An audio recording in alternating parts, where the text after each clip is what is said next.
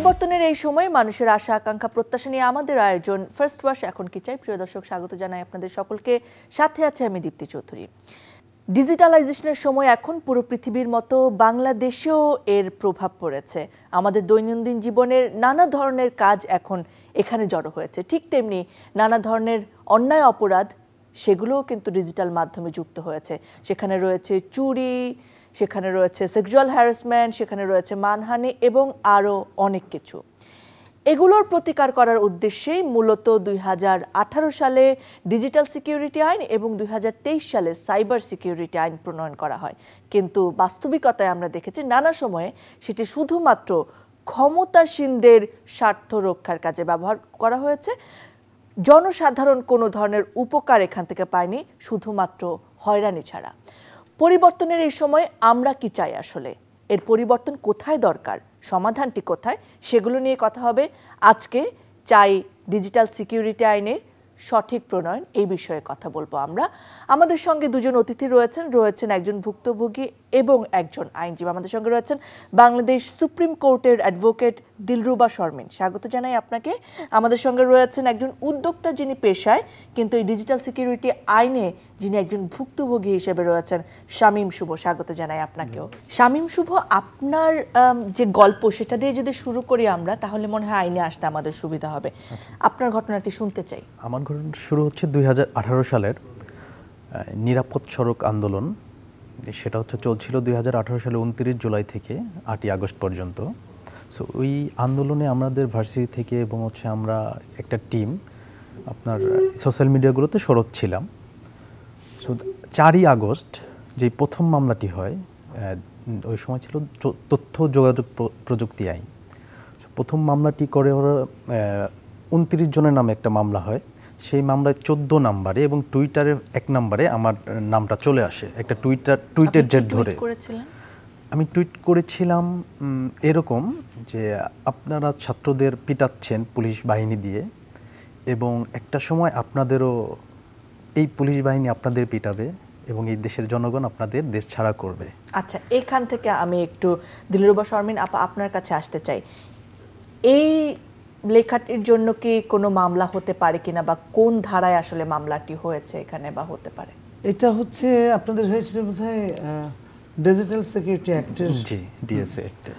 Digital security act হচ্ছে এই একটা এমন আইন যেটা আসলে করা হয়েছিল আপনার জনগণের স্বার্থে, জনগণকে সুরক্ষিত রাখার জন্যে সাইবার যে কোনো হ্যারাসমেন্ট থেকে।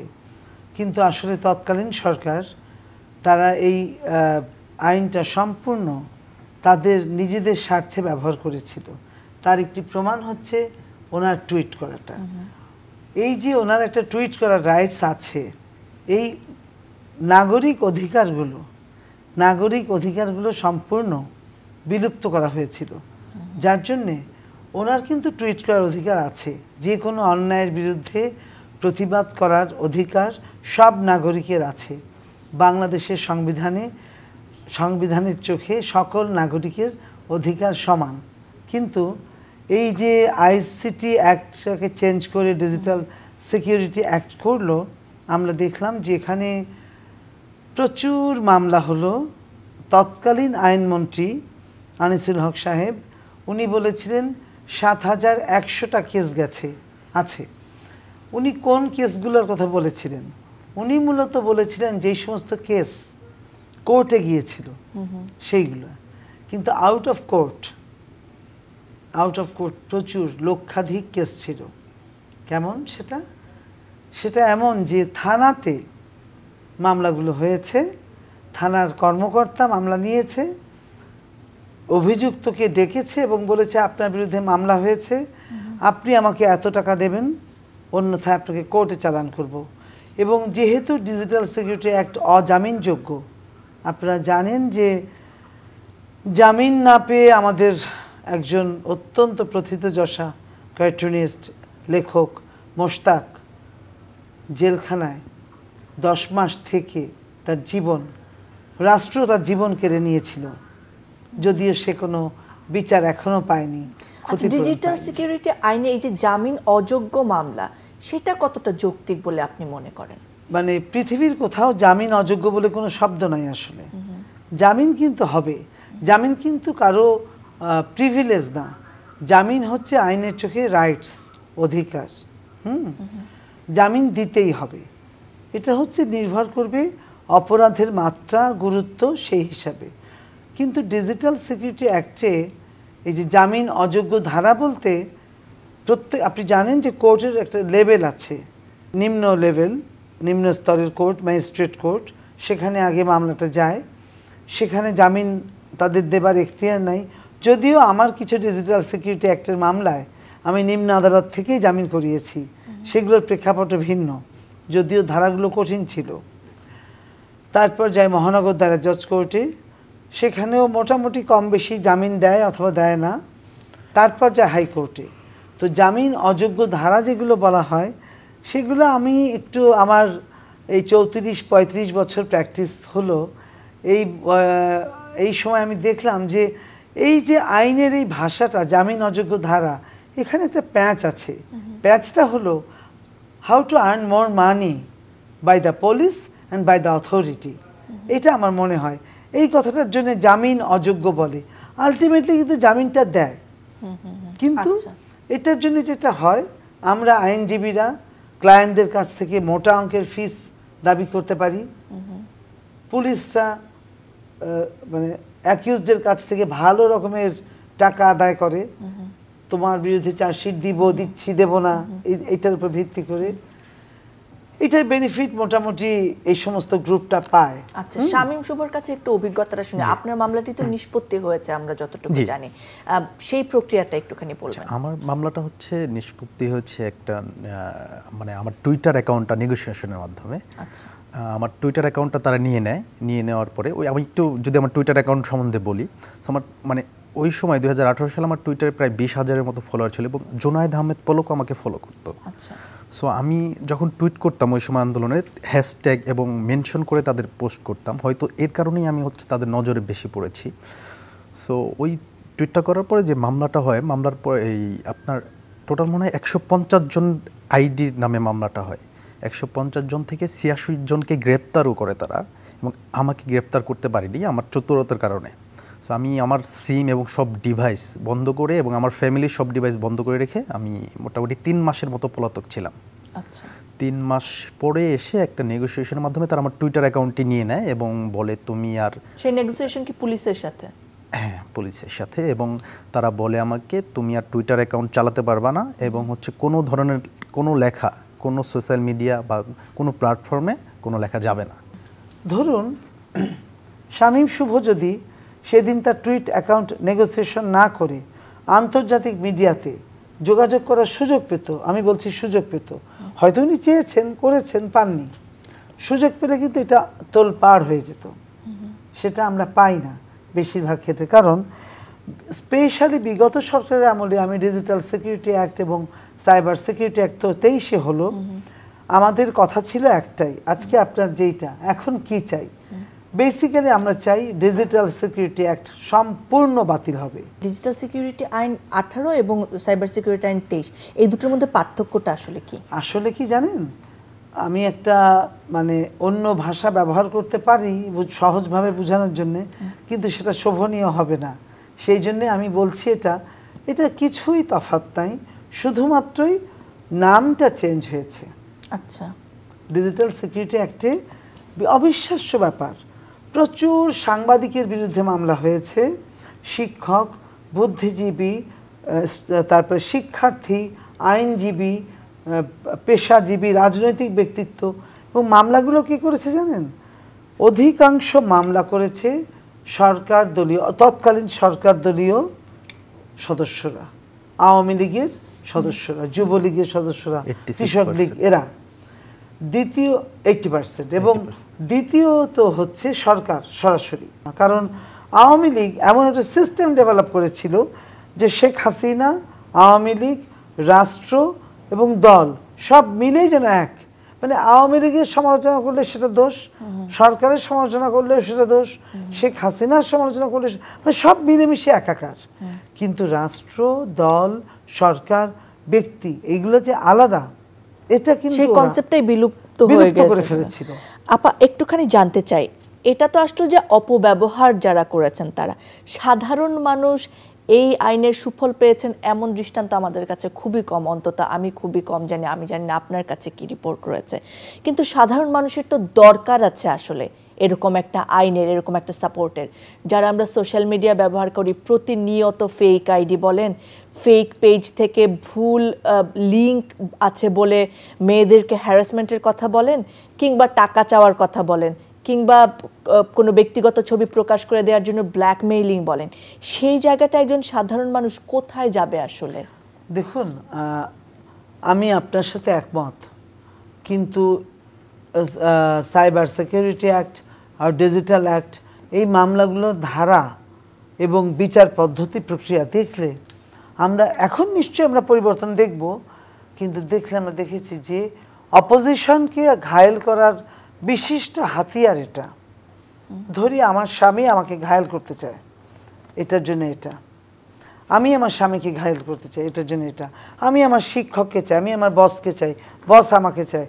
এইভাবে কিন্তু এই আইনটা সার্বিকভাবে, যদি আপনি centre for government studies CGS, Zillur Rahman সাহেবের, ওদের একটা রিসার্চ পেপার আছে ডিজিটাল সিকিউরিটি অ্যাক্ট নিয়ে, ওটা যদি আপনি দেখেন, আপনি দেখবেন যে অবিশ্বাস্যভাবে এই আইনটার কিভাবে অপব্যবহার হয়েছে, কতভাবে এবং কারা করেছে, আপনি দেখে বিস্মিত হয়ে যাবেন। সুতরাং ডিজিটাল সিকিউরিটি অ্যাক্ট অথবা নতুন ফর্মের সাইবার সিকিউরিটি অ্যাক্ট গণমানুষকে কোনো মুক্তি দিতে পারবে না। আজকে আমাদের ফার্স্ট অ্যানিভার্সারি। Happy anniversary. ও শিজ, এখন কি হবে? এখন হবে ফার্স্ট ওয়াশের 10 মিনিটস পাওয়ার ওয়াশিং এর ম্যাজিক। ফার্স্ট ওয়াশ ডিটারজেন্ট পাউডারের মাল্টি বুস্টার কাপড়ের যে কোনো দাগ ময়লাকে নিমেষে দূর করে এবং কালার গার্ড কাপড়ের রঙকে রাখে নতুনের মতন। সম্পর্কের রং থাকুক ফার্স্ট ডের মতন নতুন। আর জামা কাপড়ের জন্য ফার্স্ট ওয়াশ তো রয়েছেই, সাদার আরেক নাম ফার্স্ট ওয়াশ ডিটারজেন্ট পাউডার। আবারও সেটা কিন্তু ক্ষমতাসীনদের হাতিয়ার হয়ে যাবে। কোন জায়গায় পরিবর্তন দরকার? জি, আপনি যেটা প্রশ্ন একটু আগে করলেন যে তাহলে সাধারণ মানুষ হিসেবে আমরা কোন আইনের আশ্রয় নেব, আপনি যেগুলো বললেন না, প্রত্যেকটার ক্ষেত্রে কিন্তু আইন আছে। আচ্ছা, সমস্যা হলো আইন বিষয়টা আমরা পাবলিক জানি না। আমরা মনে করি এই বিষয়টা শুধু আইনজীবীই জানবে, বিষয়টা ভুল। আইনজীবী একটা পেশা, আইন জানা প্রত্যেকটা নাগরিকের দায়িত্ব এবং আইন জানানো সরকারের দায়িত্ব, পাঠ্যপুস্তকের মাধ্যমে এবং অ্যাওয়ারনেস প্রোগ্রামের মাধ্যমে। আচ্ছা, দ্বিতীয়ত হচ্ছে, যেমন ধরুন যে কোনো মেয়ে যদি এই ধরনের ঘটনার শিকার হয়, সেই মেয়েটির জন্য প্রচুর আইন আছে, নারী শিশু আইন আছে, পিনাল কোড আছে, সিআরপিসি আছে, আপনার ডিফামেশন স্যুট করতে পারবে, বহু আইন আছে। ধরুন সেক্সুয়ালি কাউকে হ্যারাস করা হলো, তার জন্য অনেক আইন আছে, ফৌজদারি আইন আছে, আপনার দণ্ডবিধি আছে, আপনার নারী শিশু আইন আছে, সব কিছু আছে। তার জন্য স্পেশালি ডিজিটাল সিকিউরিটি অ্যাক্টের কোনোই দরকার নাই। মূলত ডিজিটাল সিকিউরিটি অ্যাক্টের উৎপত্তি বা পরবর্তীতে সিএসের পরিবর্তন, এটার কারণ তো সেই 57 ধারা। প্রথমে 57 ধারা দিয়ে আমাদের মুখটা বন্ধ করে দেওয়ার একটা চেষ্টা হলো, আমরা যেন প্রতিবাদ করতে না পারি, স্পেশালি সাংবাদিকরা যেন লিখতে না পারে। তখন আমরা সবাই এটা প্রতিবাদ করলাম, করে আসলো ভালোবেসে সাধু সন্ন্যাসীর বেশে ডিএসএ, এবং ডিএসএ হয়ে গেল তখন একদম তৎকালীন রাষ্ট্রপ্রধান এবং রাষ্ট্র পরিচালক এবং রাষ্ট্রীয় দল সমর্থিত দল, ছাত্রলীগ, আওয়ামী লীগ, যুবলীগ, এই লীগ সেই লীগ, যত লীগ আছে আর কি, সমস্ত মানুষের মানে ওই রাজনৈতিক দলের শাখা প্রশাখার সবার হাতিয়ার হয়ে গেল এই একটা মাত্র আইন। জনগণের বাক স্বাধীনতা বন্ধ, বাক স্বাধীনতা, লেখার স্বাধীনতা, চিন্তার স্বাধীনতা, কর্মের স্বাধীনতা। আপনি একটা জিনিস খেয়াল করবেন, কার্টুন ছিল আমাদের একটা শক্তিশালী হাতিয়ার। এই একসময় আমরা পত্রিকার প্রথম পেজে কিন্তু কার্টুন দেখতাম, আমরা রণবীকে চিনি, আমরা শিশিরকে চিনি, আমরা এরকম অসংখ্য কার্টুনিস্টকে চিনি। সমাজের অসঙ্গতিও উঠে আসতো কার্টুনের মাধ্যমে, মাঝখানে আমরা সেটা দেখতেই পাইনি, একেবারে পাইনি।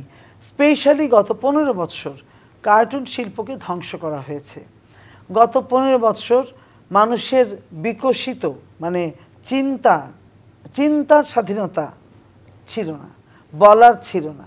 আপনি কি চিন্তা করছেন সেই চিন্তাটাকে নিয়ে পর্যন্ত আপনার উপর টর্চার হয়েছে। আমার অসংখ্য ডিজিটাল সিকিউরিটি অ্যাক্টের মামলা আছে। একটি মামলা আমি সংক্ষেপে বলি। ভদ্রলোক ভদ্রমহিলা দুজনেই ডাক্তার, ঢাকা মেডিকেলের একজন এবং একজন লন্ডনে অনলাইনেই ক্লাস করে, টিচারও সে, খুবই এক্সপার্ট, সাংঘাতিক ভালো ডাক্তার। তাদের বিরুদ্ধে ডিজিটাল সিকিউরিটি অ্যাক্টের মামলা হলো ধানমন্ডি থানায়। মামলাটি করলো ভদ্রলোকের প্রথম স্ত্রী এবং তার অভিযোগ কি যে প্রথম স্ত্রীর ব্যক্তিগত কিছু ছবি স্বামীর মোবাইলে আছে এবং সে এটা সোশ্যাল মিডিয়াতে ছেড়ে দিতে পারে, এই আশঙ্কা থেকে সে মামলাটা করেছে। রাতারাতি ধানমন্ডি থানার পুলিশ তাদেরকে গ্রেফতার করে নিয়ে গেল এবং সেদিন ছিল বৃহস্পতিবারের রাত এবং ধানমন্ডি থানা পুলিশ তাদেরকে বলল যে আপনাদেরকে কালকে কোর্টে পাঠানো হবে না যদি আপনারা 50 লাখ টাকা দেন নেগোসিয়েশন মানি।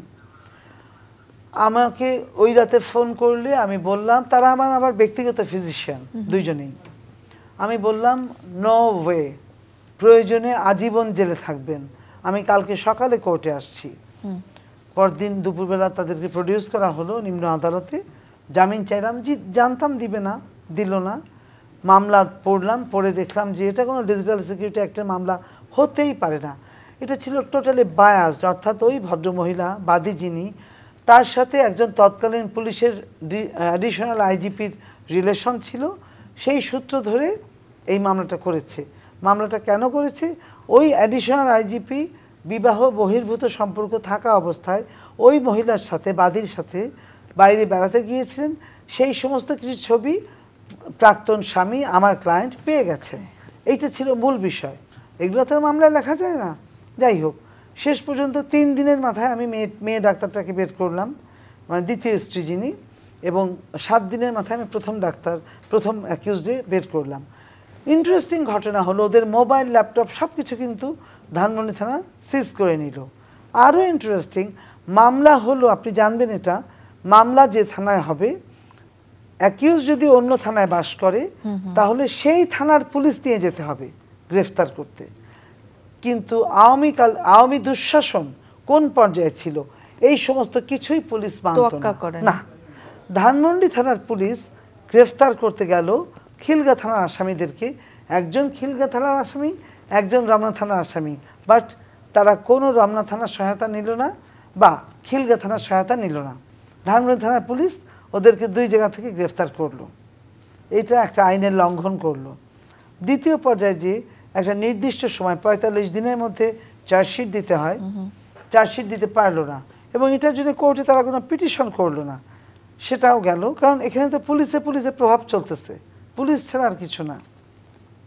এবং ওই এক নেগোসিয়েশন 50 লাখ টাকা দিলে এরা ফাইনাল রিপোর্ট দিয়ে দিবে। আমরা বললাম নো ওয়ে, এটা ফরেন্সিক টেস্ট হবে। ফরেন্সিক রিপোর্টে আমার 2 ক্লায়েন্টের মোবাইল, ল্যাপটপ থেকে কিছুই পাওয়া গেল না। সিআইডি একটা চমৎকার রিপোর্ট দিয়ে দিল যে এখানে কিছুই নাই। তারপরেও তারপরে মামলা কোর্টে চলছে। ম্যাজিস্ট্রেট কোর্ট থেকে চলে গেল আপনার মহানগরে যাবার পর আমি ওই চার্জ গঠনের দিন ডিসচার্জ পিটিশন দিলে মেয়ে ডাক্তারটিকে আমি কোর্ট বলল যে না, মামলা তার বিরুদ্ধে চলে না, বাট ছেলে ডাক্তারটিকে বিরুদ্ধে এখনও মামলা চলছে। এবং ইন্টারেস্টিং ঘটনা হচ্ছে, এই মামলাটি ডিএসএতে এস্টাবলিশ তারা করতে পারলো না, কারণ আমি চ্যালেঞ্জ করলাম যে ডিএসএর কোনো এলিমেন্টস এখানে নাই। তখন পুলিশ ঘুরিয়ে দিল, বলল এটা পর্নোগ্রাফি অ্যাক্টে মামলা হবে। How funny. শামীম শুভ, আরও একটি জায়গায় আপনার একটি অভিজ্ঞতা রয়েছে, সেটি হচ্ছে হ্যাকিংয়ের শিকার হয়েছিলেন আপনি, যেখান থেকে আপনি একটি আর্থিক লস করেছেন। সেই ঘটনাটা একটু বলবেন আমাদের? আচ্ছা, এটা রিসেন্ট ঘটনা। আমার হচ্ছে ফেসবুক ভেরিফিকেশন করা ছিল, মানে ব্লুটিক যেটাকে বলে। সো ওইখানে আমার কার্ড দেওয়া ছিল, আইএফআইসি ব্যাংকের dual currency debit card. So সেটা প্রতি মান্থে আমার টাকা কেটে নিত।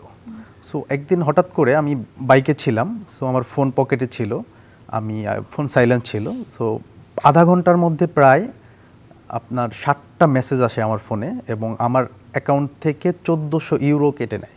আচ্ছা। এবং এই জিনিসটা আমি নোটিস করার পরে সাথে সাথে ব্যাংকে জানাই, কিন্তু ব্যাংক কোনো অভিযোগ গ্রহণ করেনি। দেন হচ্ছে আমি সরাসরি ব্যাংকে গিয়ে একটা জিডি করতেও আমার বেশ মানে ধকল পোহাইতে হয়েছে। সো ওই জিডির কপি নিয়ে গিয়ে হচ্ছে ব্যাংকে অভিযোগ করি এবং হচ্ছে ব্যাংক থেকে আমাকে 45 দিনের একটা সময় দেয়, যে 45 দিনে আমরা হচ্ছে এটা আপনার টাকাটা ফেরত আনার ব্যবস্থা করব। এবং তারা মাঝখানে আমাকে ফোন দিয়ে বলে হ্যাঁ আপনার ফ্রড ট্রানজ্যাকশন হয়েছে, আমি টাকাটা ফেরত দেব, আমরা ব্যাংক থেকে টাকাটা ফেরত পাবেন। এবং 45 দিন পরে তারা আমাকে ফোনের মাধ্যমে জানায় টাকাটা ফেরত পাওয়া সম্ভব না, অলরেডি অন্য দেশের অ্যাকাউন্টে চলে গিয়েছে।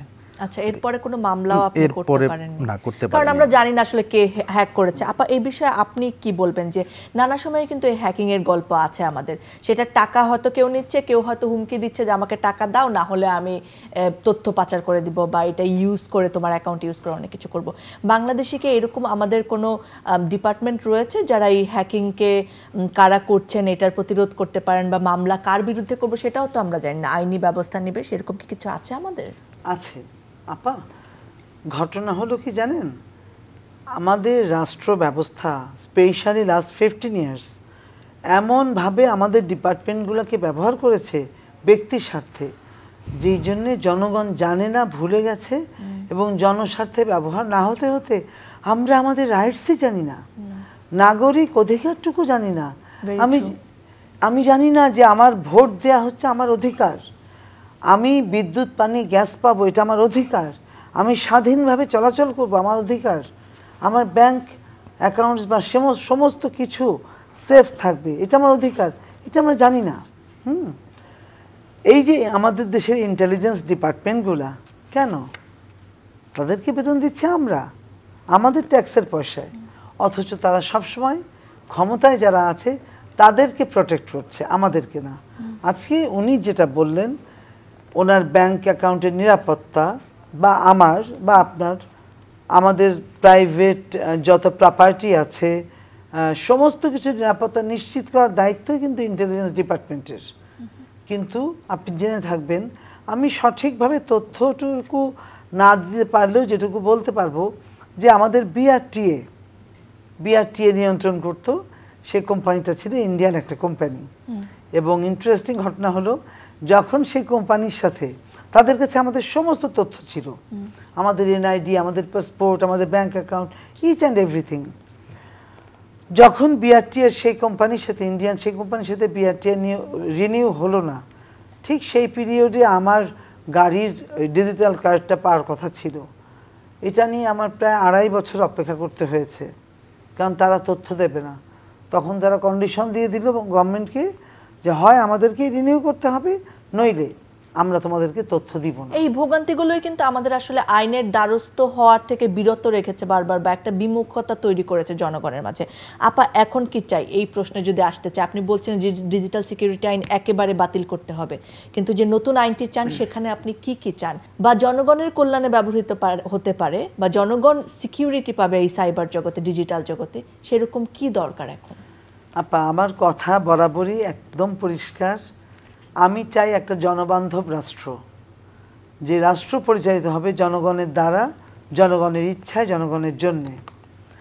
জনবান্ধব রাষ্ট্র না হলে জনবান্ধব আইন হবে না, এবং ব্যক্তি, রাষ্ট্র, দল এইগুলো যদি ভাগ আমরা না বুঝি তাহলে এই অ্যামালগামেট হবে।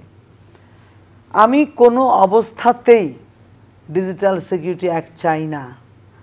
এইটা যদি নতুন ফর্মে সাইবার সিকিউরিটি অ্যাক্ট বলা হয় সেইটাও চাই না, কোনো অবস্থাতেই চাই না।